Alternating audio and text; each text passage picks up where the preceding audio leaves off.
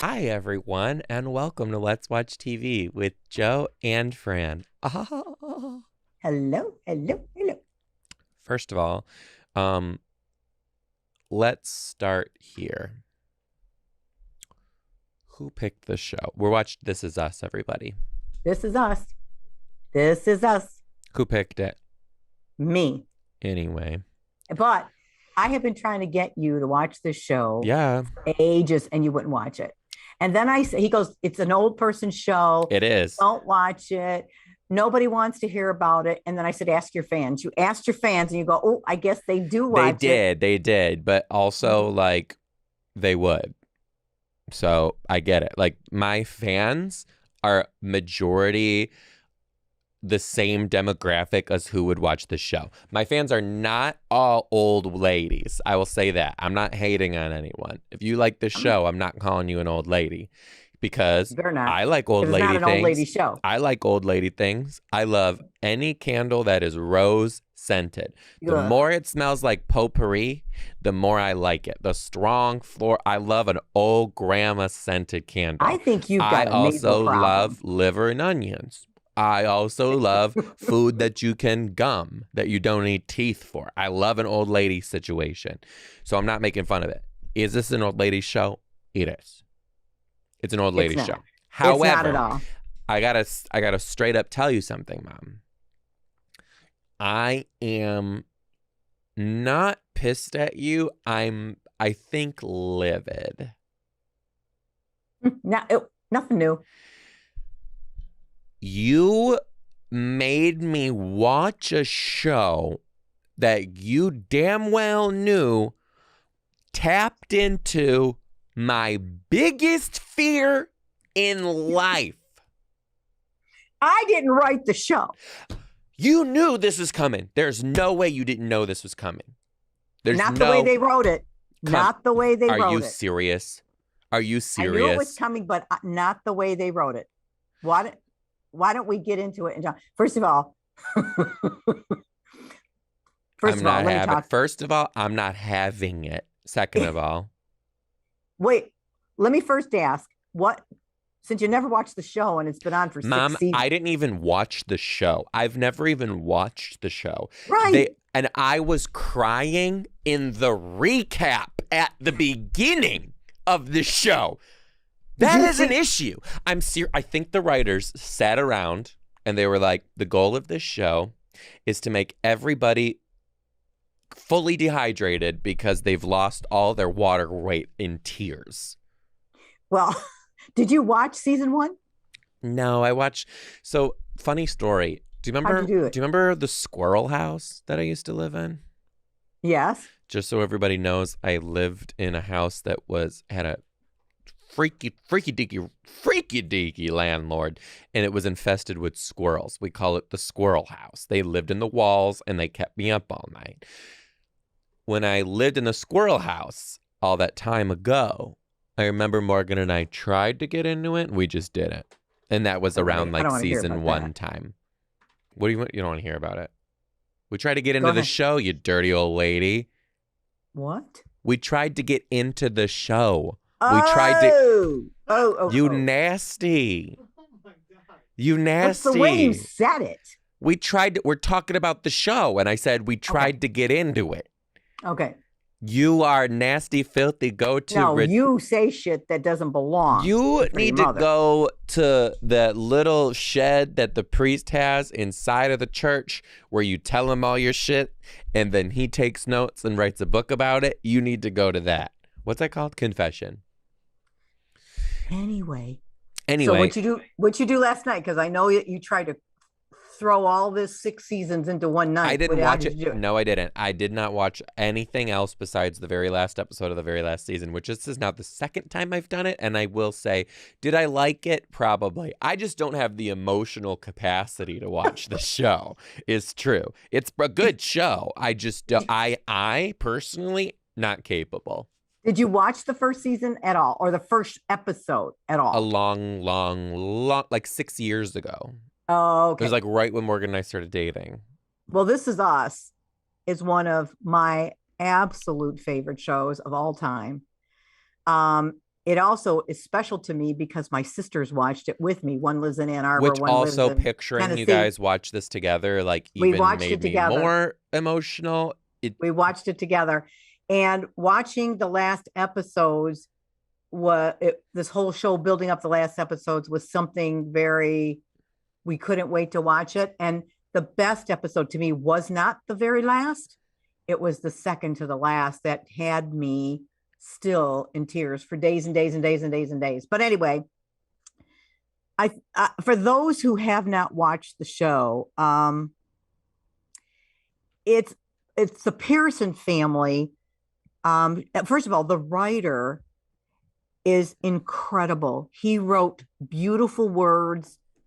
Every script was absolutely gorgeous. Every word was gorgeous. Dan Fogelberg wrote this show. And I'll tell you, I have some scoop about that for the Patreon.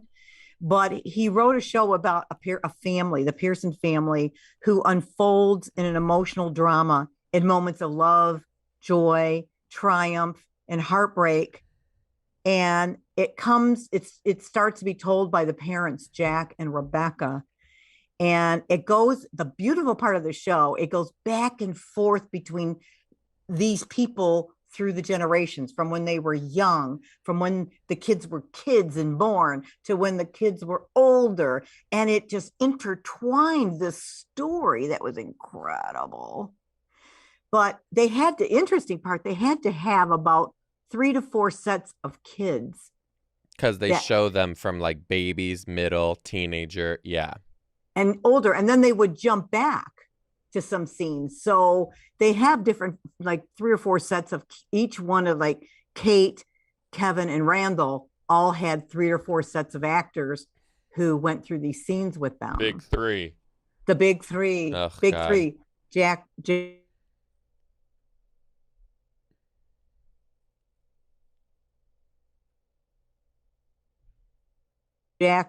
big three. Andy Moriu, right? But I didn't know who Milo Ventimiglia was. Am I supposed to know? I didn't know who he was Who to the is show. it? He was in Gilmore Girls. Who? Like I don't know who this is. Huh? Who is it? Milo Ventimiglia played Jack. Who is that? He's the dad. Oh, Mom, I watched 1 episode of this show. Don't come at this like I'm supposed to know who these people are. Your homework, like you give me homework, was to watch the very first season and to watch the very last season. If not, the first episode and the last episode. That was your homework. And I gladly failed. Didn't listen to your mom. Can you just like get to it? Can you get to it? Well, the very first show, I had to go back today and re-look at it because I'm saying, okay, when did these people weave into the show? And it was when, and some things I forgot, the triplets were born, right? And what I forgot, it was Jack's 36th birthday, the dad, and the triplets were born on his 36th birthday. And when they cut to the way the kids are now as adults, they started to show it at their 36th birthday. Is how they did that in the very first pilot episode. So wait, cool. The dad died when he was 36? No. He was 36 when the kids were born. Right. So the show picks up when the kids are now 36? Right. The show Couple of questions. Thank you. You've answered my questions. Couple more. You know how it goes in and out? Well, it shows Jack and Rebecca when she was pregnant to the delivery. Then it'll cut to the 3 kids when they're adults at 36. Okay. And then it cuts back and then it cuts front. That's how that's How done. old were you when you had me? 34. That's crazy. It was cray. That's why I'm cray. And that's why you make us cray. I'm going to be 34 in a year. But I think one of the most beautiful Fran, characters that I love. Tell us more about this show. The 2 characters that I love were Kevin was my favorite sibling in there. Mm-hmm. He was the one that was the actor. Mm-hmm. And then the doctor who was delivered the twins. And then the doctor shows up mid-season at Jack's funeral. Then the doctor shows up at the end on the train when Rebecca was starting to die. and he shows up on the train. He is unbelievable actor, first of all, and the things he had to say. And one of the things he said at the very beginning to Jack, when he had to sit down and tell him, you have a son and a daughter, but the third one died. The thing he said that Wait, carried they had out a son through and a daughter, and the third one died. in the she had triplets, two lived, one died, and she almost died. And the thing that he was sitting and talking to Jack about, he had to tell him this, and he sat down and said, "Can I talk?" And he just told this beautiful story. He said, "Take the sourest lemons life has to offer and turn it into something that resembles lemonade." Mm-hmm. And Jack then started to use that phrase and passed it on to his kids. And then the kids as adults started to use that phrase too. So that was really pinnacle. There's just so many things. Dad watched that first show with me, the first show, and a couple of them, he was crying. So it, he cries easy. So it was just really beautiful. And Gordon McRae was the actor who played the doctor. Mm. Did you catch the second to the last scene episode? It was called The Train. No. When the mom was dying. No. Why? What? You watched the very last episode of the funeral? Thank God. Thank God. Oh. Thank God. You've got to watch the one right before. Oh, absolutely not. Is my favorite one of all. No. How beautifully written it was. It was beautiful. Listen. What? Lately, I've been seeing a lot of this trigger warning stuff where it's like, trigger warning, this deals with earthquakes. So if you're scared of earthquakes, don't watch this. Please riddle me this. Why this show? Why this show? And why no trigger warning? Oh, I should have gave you a trigger warning? You did this intentionally. No, I didn't. It's my favorite show on TV. What did you want me to tell you? I didn't know. Joe, you had a trigger just warning. a heads up. The parents die. Maybe that. Well, I think that if you really watch the show, no, it will give you a sense of thank you. Life. Down on the that farm. was the whole thing about life. Great. Not ready for it. Not happening. Also, literally, I don't know if the world, okay.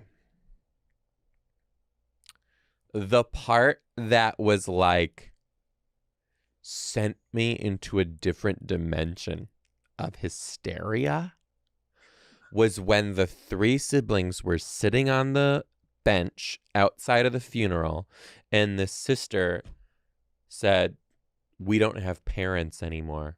I was like, you might as well just give me a beaver tranquilizer because I can't even function. I know how that felt. Oh my God. When your parents die, is it like the most out-of-body experience ever? Depends how they die. Because if it's something that you expect, you can ease into your grief earlier.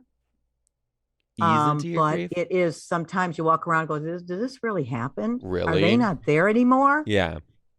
I think this really, especially the train, touched me because of my hospice nursing background. Yeah. I was thinking about that too. That's and crazy. Wait, did she have dementia, by the way? She had Alzheimer's. Okay, because there was something that I was like listening to her, and she's like, when she said she didn't want to forget the core memories of just like the little she's like things. the everyday when there was nothing to do, the laughs and I was like, take me out. Someone take me to the backyard like a sick dog and shoot me in between the eyes and just bury me under a willow tree because I can't. When she started talking like that, I was literally like, I am about to scrounge the street for rat poison. This is bad.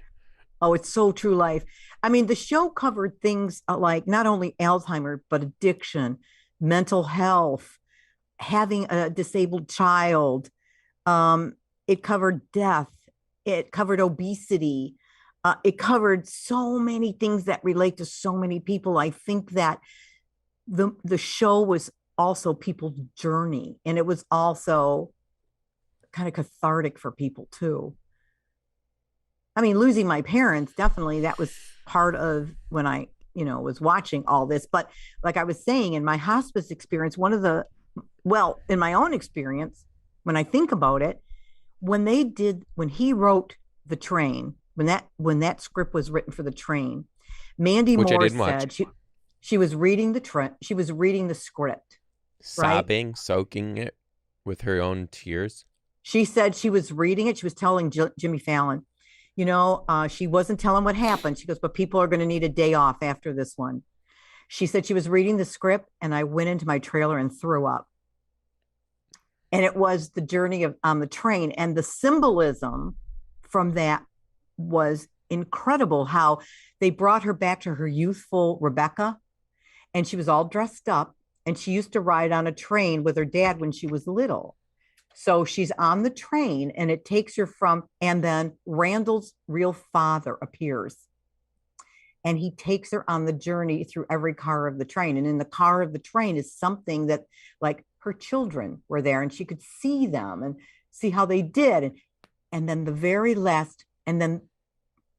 of the very last things is the doctor, and she sat at a bar, and he was the bartender, and he had his conversation with her. Enough. And then she went to the caboose. That was near the end of her life. But here's the most important thing. She could not die because she was waiting for somebody. Through the whole time on the train, she goes, but I'm waiting for somebody. I can't. Nope, I'm waiting for somebody. And you didn't know who it was at first. She was waiting for somebody. Who was it?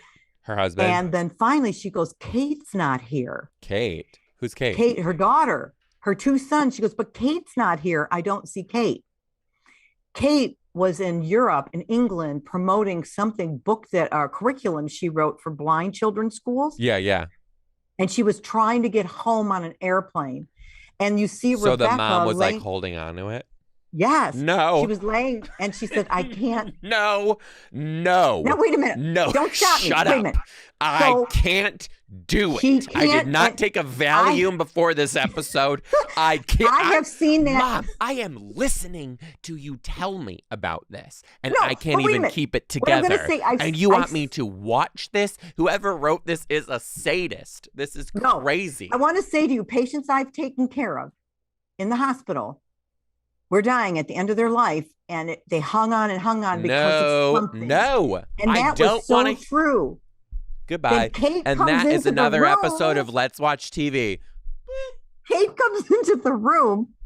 Mom, I'm here. I love you. And then she goes and to she's the laying caboose. there, and it shows her. Okay, she went into the caboose and laid down, and she turned over, and she says, "Hi there," and it's Jack, and he says, "Hi there." Oh my God. It was beautiful. I'm literally gonna. It was no, so Mom. I'm beautiful. literally crying. Huh? I'm like about to sob. This is insane. That's insane. Beautiful, beautifully written. Beautifully I am so written. glad. I am so glad I didn't watch that today. Oh, that would have been a horrible way to start my day. I was crying. Oh no, uncontrollably. Shit. If you're not crying, was crying, and Helen was crying. No shit. But it told me about. Listen, if you're a don't person, be afraid. Linda, Mr. President, I'm speaking. If you are a person who watched that episode and you did not cry, you need to go to church. You're dark-sided. You have demons inside of your body. You're a soulless, lifeless sack of meat, and you need to find the Lord. Because I'm listening to you talk about this, and I am out of my mind sad. It was sad and beautiful. Unbelievable how he wrote that. Can't do it. How he wrote that was unreal. No. Well, that is some bullshit for them to do that to the American people. No, I think that it was a gift. A gift? Uh-huh. A gift? Absolutely. I think that whole series was a gift. I truly look at it that way because people can identify with things that were happening and the characters. And you read about that all the time. And the actors were saying how people would reach out all the time and say, because of you, I handled my addiction because I saw what you did. You know how people just start to identify with things? And because, my obesity, and I've got something about that. I identify with you and Alzheimer's. Oh, Are you happy? Are you happy? You brought this one to the table and you can't even keep it together. it was beautiful. Mom, stop it. Stop it. Anybody who watches Let's Watch TV and knows that show and saw that show would probably say the same thing. Who really were invested in that show for whatever reason would say the same thing. And I have some really interesting notes for Patreon about it. I don't think I can do it. It's 90 degrees out in Michigan, and I'm down here with a sweatshirt on because my studio is the basement and it's so cold. Mom. And these tears are going to freeze on my face. I cannot ever do this again. We're never watching a show about dead parents ever again. Okay. I promise. But this was look at my nails are terrible. I'm getting those done today. This was a show that's iconic. It will live forever. It will live forever. It's a beautiful show. One of the best. I can't do it. I can't even keep it together right now. And oh God, thank God I didn't watch The Train. Joe, go back and watch it. Hell no. You're out of your goddamn mind. Was Absolutely Morgan not. crying when he was watching this with you? Didn't even watch it. I woke up early this morning to watch it. I turned it on. First of all, this is how my day went this morning. Okay. Sorry, I wake up and I turn on the news, which if you ever want to guarantee to have a shitty day, watch the news first thing in the morning. It's horrible. Horrible. Yeah. It's the worst way to start your day is to have the news on. I need to get a new morning routine because that ain't it. Okay. I turn on the news and they're so the catastrophe that happened a couple weeks ago, I can't even, like, Morgan has to come downstairs and be like, turn it off, because I can't even do it. Because can we just call this episode Cry Your Fucking Eyes Out? Because literally that's all we're doing. I can't do it with the whole Texas situation right now because, like, I can't speak to the parents and I can't speak to anybody other than the teachers, but like I don't think I can do it. Okay. But I need to say it. Okay. Every teacher in the country right now can visualize what happened. Like, you can put yourself in it. Like, I can, like, see it with my own eyes, like, what that would have looked like, sounded like, smelled like. And it's horrifying. Yes. Right? And there's an issue that needs to be solved. It's crazy. Yes. So I'm having a hard time right now because every time every time someone says something or makes a statement about it or anything, the comments are just wild. And I think, like, people forget that this is, like, way bigger than what they might think it is. And it's just horrific. And, like, I'm experiencing some sort of, like, secondhand, like, I need to, like, recenter myself because it's so intense, right? And now it's to the point too where like, people who made it out of the situation are on the news giving their retellings of like what happened to them Yeah. last week, and I can't. It's literally affecting my life. Like I can't do it, and I know that like something needs to be done, and I need to use what I have to like get change rolling here, and I will. But it's just like I just want people to like stop and reflect on like first of all the way you talk about the situation to other people, because like you don't know how it affects them. And the Right. few times that I've like spoken about it, the things that people say in my DMs and my comments and my emails just are mind blowing. Like I'm like, I can't believe you would say that to another person. Anyway, but that's inundating the news like nonstop. Right. And that's like really mentally fucking with me right now. Yeah. So I turned on the news today, and for the first time ever, I saw like pictures of like kids like running out of the building and stuff, and it was horrible to even see. Like it was, I couldn't handle it. So I like stopped myself, because I have to keep stopping myself in these situations to like get back on track so that I can be productive and like have a successful day, because it's like doing something to me. Yeah. So I'm like, oh, okay, I have to watch the show for Let's Watch TV, which we're recording today. So I turned it on, and the frickin' prologue to this episode is all about a dying mom. And I'm like, there's the other thing that I'm horrified about in life. And I'm like, Jesus Christ.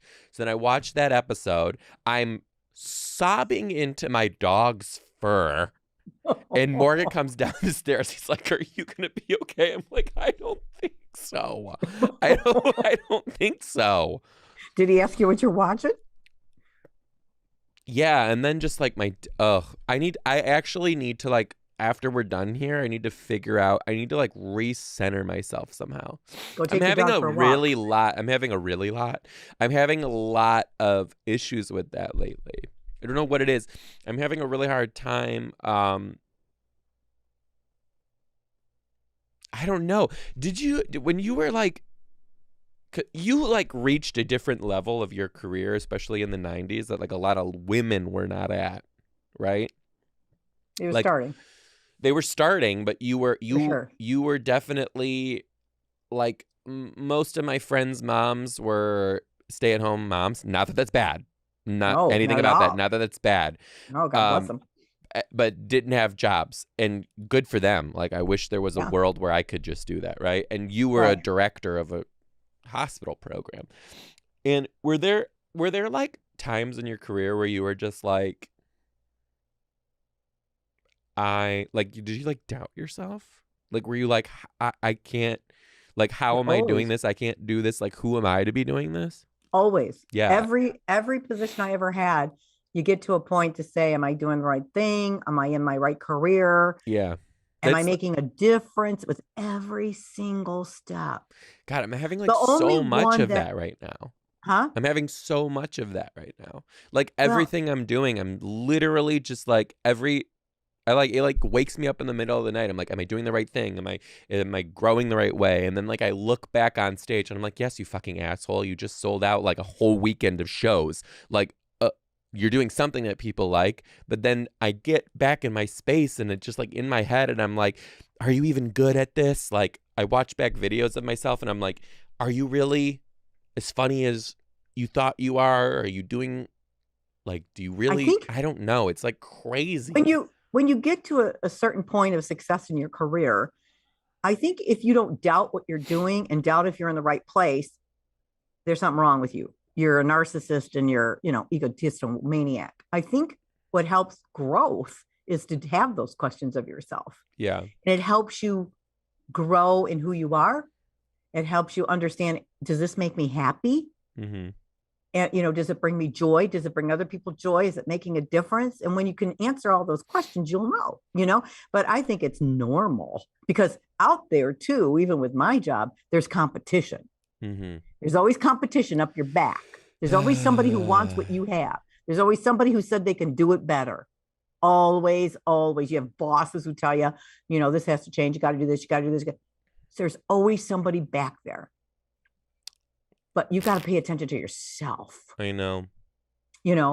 I think the only time I changed jobs because it was mentally hard on me was my hospice career. Oh, That it became so into my body and my soul, and it had me start to question my mortality and my morbidity and all that. And I would come home sad every night. mm-hmm. That I said, I love this job. I love what I'm doing. It makes such a difference, but I can't do it to me anymore. I can't do it to me. Yeah. So I had to make a conscious decision to make a move. Oh my God. It was Even if it was something I was great at, I know. something that I loved, but I had to, what is it doing to me personally? That was the same with teaching when I taught. Like it was specifically that year when I had that kid and he got bumped Yeah. around foster care, and then You we were brought him. great at that. But Your boy. it's not about me. This isn't about me. It was the were. fact that like he had such a messed up life. Yeah. And then on top of that, like we had to bring him to our house for Christmas, and then his dad died. Like it was just like this kid had like the worst life ever. And I remember being like, can I do this? Like I can't do this for 30 years. I will be a shell of a human if I have this every year. And like people do, and that's amazing. But like Jody says this all the time. Dr. Jody Carrington says this all the time, and I think it's one of the like the truest quotes ever. It's it's something along the lines of how can we expect the people who hold our children to do the best if there's like nobody holding them? Yes. It's like, is that not the truth? And you see it now more than ever. It's like ever. And then the politicization of everything that's happening right now. It's like, is anybody even? I get it. I understand the kids first. The kids first too. But like these teachers who still are at this school are going to have to go back and like teach their kids and like talk about this shit that happened. But who's worried about the teachers? Like who's caring for them? That shit's deep. Oh, I can imagine. Can we be done? But I want you to just remember one thing. Even through the hardest and terrible times of your life, and even what you went through with that boy, it's amazing how it gives you strength, makes you stronger, and helps you grow. Because I am sure you took the way you felt, what you did into your life, and knew what to do the next time, knew how to be different the next time. I think it created a big growth opportunity for you. And it made a difference. It's just like, I always say nurses who practice in one particular hospital that I worked at, new nurses, I would always say, go downtown and go work at a hospital downtown, because you'll see everything. Yeah. And you'll learn everything. But when you're working at this country club over here, you're not going to see shit. Yeah. You know, you're not going to learn stuff. Go down there and learn about it. Learn the emotional part about it. Learn what real life is about. Put yourself in the trenches. You know, so you make a decision on what you're going to do to yourself, you know, but you're fine. I mean, if you don't question, you're not questioning yourself in your career at every certain part of your way. You're not growing. You're not growing. Yeah, I know. It's like, I don't know. It's all like okay. I'm in like a moment. Like I'm in like you're in a weird space right now. Yeah, it's weird. We got to end the podcast. I think what I decided to do at home, because Dad watches news 24/7, is what I do is, now that it's nice weather, I don't turn on, when he's not home in the morning, I don't turn on the TV at all. I never have the TV on. I never have the TV on. I never start my morning with the TV. Now I'll go out on the back porch and have my coffee. Do something different. Now, when he comes home, he turns it on, and I just choose to go to another room and do whatever I have to do. Now, I will watch it at the end of the night to take a capture of what's been going on during the day, you know, but I won't inundate myself with all this, you know, news. So that's something I've done. I think what you can do You go take that dog for a walk. Oh, There's it's like my there's saving nothing grace. more, huh? That's like my saving grace. That's right. Take him for a walk. Gives you a chance to breathe and think and smell life and look at his happiness and your happiness and other people. And it really is a good tool. Or go, and if you don't have an animal, go for a walk. Go do something else instead. This is a tough time for people for so many reasons. So many reasons. But anyway, Well, we love you guys so much, and we'll see you next time, huh? let's I love watch TV. TV. Bye, everybody.